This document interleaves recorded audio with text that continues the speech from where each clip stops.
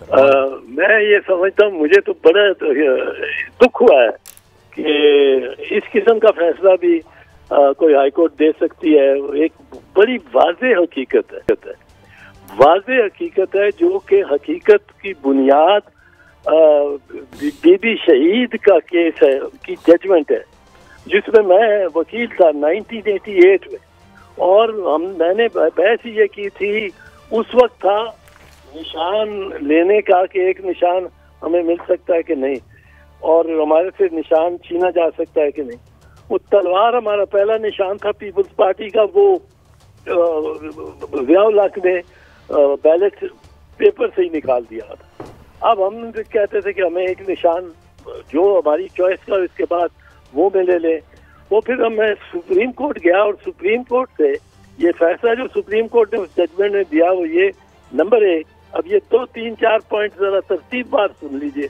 Number 1, vote का जो इख्तियार है, वो हक जो है वो एक बुनियादी हक है, फंडामेंटल राइट। इनफैक्ट वोट लिखता है more fundamental than fundamental right. दूसरा, जो चीज भी इस वोट के डालने में, इस्तेमाल करने में मुमकिन और सहूलत कारी हो, जो जिसकी भी, वो भी इस फंडामेंटल राइट, क्योंकि उसके बगैर ये फंडामेंटल राइट एक्सरसाइज नहीं किया जाता। नंबर 3, अब हमारी आबादी पाकिस्तान की कोई 70% ना दहिंदा है, वो इलिटरेट है, नहीं पढ़ सकते। वो बैलेट पेपर में 15 नाम हो, 20 नाम हो, वो चुन ही नहीं सकती खातून या मर्द भी जो वोट डालने जा रही हो, जिसका हक है वोट का, क्योंकि वो शहरी है पाकिस्तान के। उसको नई तालीम दी तो ये रियासत का कसूर है। अब ये वोट डालना इसका हक है, और ये वोट को का इस्तेमाल सिर्फ नाम पढ़ने से नहीं कर सकती, ये कर सकती है बीबी इसके तीर का निशान है, शेर का निशान है, बैट का निशान है, उसको आसानी से पढ़ के और समझ के और नाम वोट डाल सकती है। तो वोट डालने में सहूलतकार का जो भी प्रोसीजर होता है या अमल होता है, वो भी बुनियादी हक है। अब नंबर 4, आपने किसी एक वोटर को लिस्ट से निकालना हो या वोट की राइट से महरूम करना हो, तो वो आप के लिए जरूरी है कि आप इलेक्टोरल रोल्स एक्ट के तहत, अब वो इलेक्शन एक्ट में चला गया है, एक लंबी कार्रवाई सिविल सूट की तरह की करेंगे, और अदालत, एक इंतजामी इदारा नहीं, अदालत उस पे आपको डिग्री का दे सकती है, और वोटर जो है जिसका नाम निकालना जा रहा है, उसको वो पूरी तरह कंटेस्ट करेगा, एक पूरा दावा चलेगा, साल बाद वोट निकलेगा, अगर निकलेगा, निकाला जाएगा फहरिस्त से। नंबर 6, अब आप वो एक वोटर का जो हक है उसको आप खत्म करते हैं एक जनरल ऑर्डर देके, एक जनरल ऑर्डर, एक दस्तखत से आप 2 करोड़ वोटर्स की का हक ले लेते हैं कि जी हम बल्ला नहीं रखते, हम तीर नहीं रखते, हम शेर नहीं रखते बैलेट पे। ये आपका हक ही नहीं है। नंबर 7, ये आप इस तरह एक पूरी सियासी पार्टी को मुंतशर कर सकते हैं, उसको उसके सारे वोटर्स को इंडिपेंडेंट कर सकते हैं, वो घोड़े बिकते फिरे, हॉर्स ट्रेडिंग होती रहे। और नंबर 8, किसी पॉलिटिकल पार्टी को तहलील करने का हक सिर्फ और सिर्फ सुप्रीम कोर्ट को है, और वो under article 17 of the constitution, क्यों जिस तरह नैप हुई थी तहलील और एएनपी बन गई, उस तरह ये जो सुप्रीम कोर्ट के फैसले, वली खान के केस में सुप्रीम कोर्ट के फैसले के जरिए फैसला हुआ। अब ये पूरा ट्रायल जब तक नहीं होता, वो एक इंतजामी बॉडी जो कि अदालत भी नहीं है, जो कि इलेक्शन कमिश्नर है या चीफ इलेक्शन कमिश्नर है, वो 1.5-2 करोड़ वोटर्स का हक यूं ही एक दस्तखत करके कि जी आपने इलेक्शन में, अपनी इंट्रा पार्टी इलेक्शन में ये नहीं किया, मैं आपसे ले रहा हूँ, आपका सिंबल ले रहा हूँ। ये सिंबल पार्टी का नहीं है सिर्फ, ये कैंडिडेट का नहीं है सिर्फ, ये वोटर का सिंबल है। और 2 करोड़ वोटर को आपने निकालना है लिस्ट से, तो एक को हियरिंग दें, उसकी कार्रवाई करें।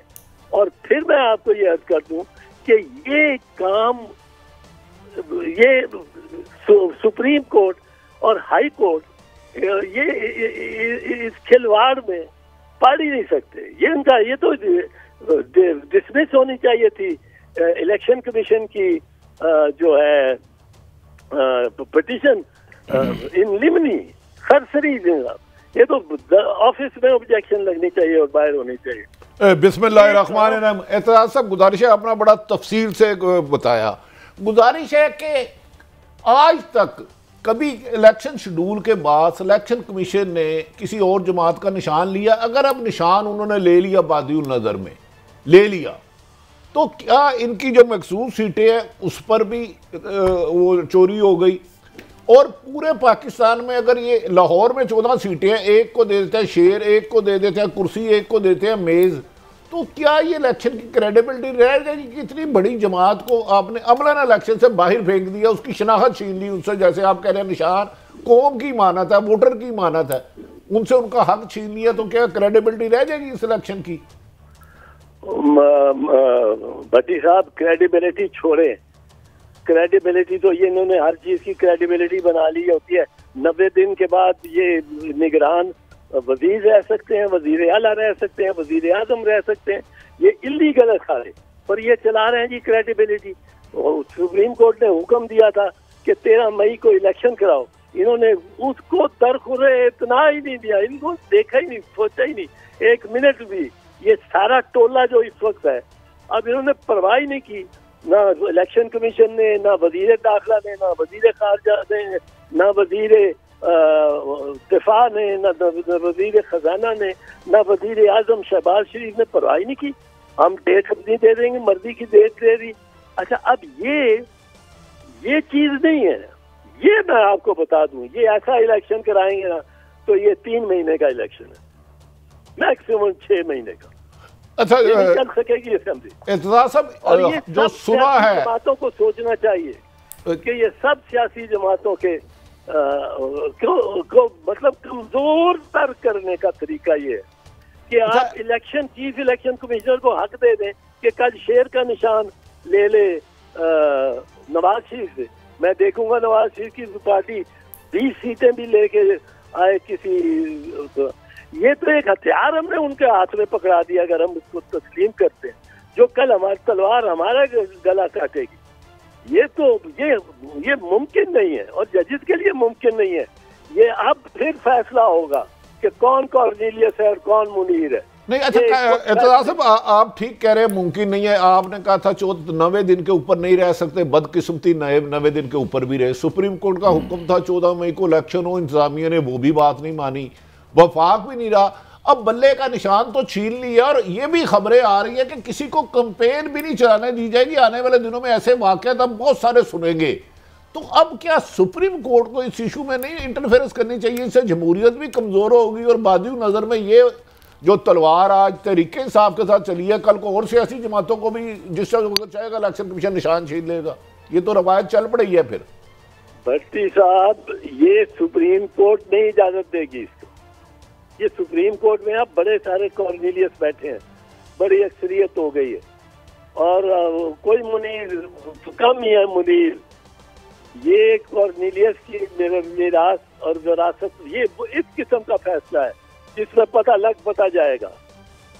ये फैसला है नहीं। अगर आप तरीके हिसाब से बल्ला निशान नहीं और इलेक्शन कमीशन पूरी जमात को एक नहीं देती, तो आपके ख्याल में तरीके इंसाफ को एज ए सियासतदान इलेक्शन में हिस्सा लेना चाहिए और उसके नताइज, जैसे नवाज शरीफ जियाउल हक ने गालबन गैर जमाती कराए थे 85 में, तो ये तरीके इंसाफ के लिए तो एक किस्म के गैर जमाती हो गए, उनसे निशान छीन लिया, बाकी जमातों के पास रह गया निशान।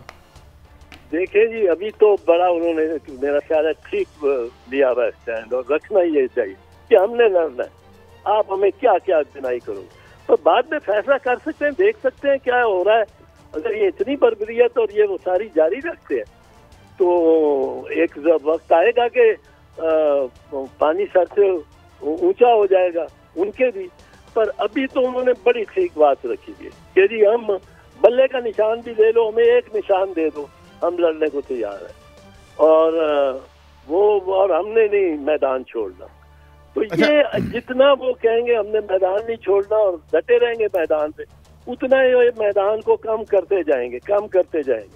तो फिर वो एक मजाक दुनिया को ही नजर आएगा और फिर 6 महीने से ज्यादा की पार्लियामेंट नहीं होगी, ये मैं आपको बता दूं। एतजाज साहब, मैं एक यानी मुसलसल तसलसल से एक बात समझने की कोशिश करता रहा हूँ, पूछता भी रहा हूँ, same on the risk of repeating my self. हजूर, ऐसे क्यों हमें तासुर मिल रहा है कि ये लिबरल डेमोक्रेसी का सान इर्तहाल हो रहा है, ये बिस्तरे मर्ग पे है, और जो हमारी रूलिंग क्लासेस हैं वो आइन और ह्यूमन राइट्स का तकल्लुफ अब अफोर्ड नहीं कर सकती इन दी गिविंग इकनॉमिक कंडीशंस। जितना वो अंदर से वीक होते हैं, इतना शदीद जबर तभी होता है जब आप अंदर आपको कमज़ोरी का एहसास हो। तो ये जो एडिफिस है पूरा, ये क्लैप्स करता नजर नहीं आता आपको वतन अजीज़ में? अगर देखें यहाँ तक बात पहुंची भी है, आप खुद ही सोच लें कि जो कभी मतलब तस्वर में नहीं आ सकता था कि कैंडिडेट को जाते हुए उसके कागजात नामजदगी आप ले उड़े, या वो रिटर्निंग अफसर के कमरे से उसकी आंखों के सामने से आप एक तजवीज़ कुनंदा को ले उड़े कि ये पेश नहीं होगा तो ये वापस हो जाएगा उसका नामजदगी का फॉर्म। और जब यहाँ तक आप आ गिरे हैं तो फिर तो ये स्ट्रक्चर को भी आप ले जाएंगे, नीचे ही गिराएंगे। अच्छा गोया, ठीक है जी। बड़ी साहब, आपका सवाल है, मैं बात करूँ। अच्छा साहब, ये बताएं कि नून लीग बादी नज़र में कह रही है ये बल्ले का निशान ठीक छीना गया है, तो क्या आप समझते हैं बल्ले का निशान अगर तरीके इंसाफ के पास नहीं जाता, उनके कैंडिडेटों को अपने हलकों में नहीं जाने दिया जाता, तो इसका बेनिफिशरी कौन होगा? कोई ना कोई बेनिफिशरी तो होगा। इलेक्शन कमीशन इतनी मेहनत कर रहा है, वो जाके पार्टी बन गया पेशावर में, जबकि उसको बनना भी नहीं चाहिए था। तो ये किस तरफ हालात जा रहे हैं? क्या जमहूरियत मजबूत हो रही है जिसके लिए आप जदोजहद करते रहे, या आपको वादी नजर में कमजोर होती हुई नजर आ रही है? नहीं, मजबूत इसमें सिर्फ बानी चेयरमैन तहरीक इंसाफ हो रहा है और कोई नहीं। सब कमजोर हो रहे हैं, सब अपनी जो कमजोरी और ज़ईफ़ी है उसका मुजाहिरा कर रहे हैं। एक तो सब मिलके हाथ में हाथ पकड़ के और इसके साथ लगे हुए हैं इस प्रोसेस के, और कद अगर बढ़ रहा है इन सारे दिनों में। ये तो मतलब है कोई उस बानी चेयरमैन के कोई हिमायती लोग हैं इसमें बहुत इस प्रोसेस में, जो जिन्होंने फैसला किया था कि बानी चेयरमैन का सियासी कद बढ़ाना है, और वो बस वो उन्हीं के हाथ में से ये सब कुछ है। और वो बानी चेयरमैन जो है वो आराम से बैठा हुआ है जेल में, सेल में, और उसका सरमाया बढ़ता जा रहा है। ये तो बड़ा उसको तो बहुत फायदा है, उसको बहुत फायदा। साहब, ये आप कैसे देखते हैं? एक तरफ आज Peshawar election commission Peshawar high court गया, दूसरी दफा फर्द जुर्म फवाद चौधरी और बानी चेयरमैन पर जाके डियाला जेल में लगाई गई। कभी वो साइफर के जज साहबान वहाँ जाते हैं, कभी वो तोशाखाना के जाते हैं, कभी वो जो मौलवी का किराया वो जाते हैं। तो सारी अदलिया, इसका मतलब है डियाला बेंच पे जाएगी आने वाले दिनों में। ये बड़ी ज्यादती है, क्योंकि देखो ना, अगर ओपन ट्रायल एक फंडामेंटल राइट है, आर्टिकल 10A के तहत, पर इन्होंने तो बुनियादी हकूक और बुनियादी जो आइन की शिकें हैं उनको तबाह करने और मसलने का, पैरों तले रौंदने का फैसला कर रखा है। और जब वो ये करते हैं तो फायदा वो इसका इमरान खान को ही होगा। ये अच्छी बात है या बुरी बात है, जो जैसी भी है, उसमें मैं तो ये कहता हूँ कि जो उसके मुखालिफ है, खुदा के वास्ते उसका इतना ही काटना बढ़ा दो कि वो मतलब है किसी के कोई भी उसका मुकाबले में न रहे बंदा। तो ये मुल्क में बैलेंस तो होना चाहिए ना। ये बिल्कुल इम्बैलेंस किए जा रहे हैं, बिल्कुल इम्बैलेंस किए जा रहे हैं, और ये सरजमीन बेआइन हुई है। बेआइन आइन शिकनी। इत्तला साहब ये बताएं, आज बैरिस्टर गोहर अली खान साहब ने कहा कि हम सुप्रीम कोर्ट जाएंगे, आप समझते हैं क्या पीटीआई को वहां से रिलीफ मिल सकता है और बल्ले का निशान वापस हो सकता है, या फिर ये बेनिशान ही चलेगी पार्टी? नहीं, हो सकता है। देखिए वहाँ 5 जजों ने फौजी अदालतों को कलअदम किया ना कि ये सिविलियन को नहीं ट्राई कर सकते। जब नया बेंच बना उससे बड़ा बेंच 6 मेंबर्स का बेंच बनाया,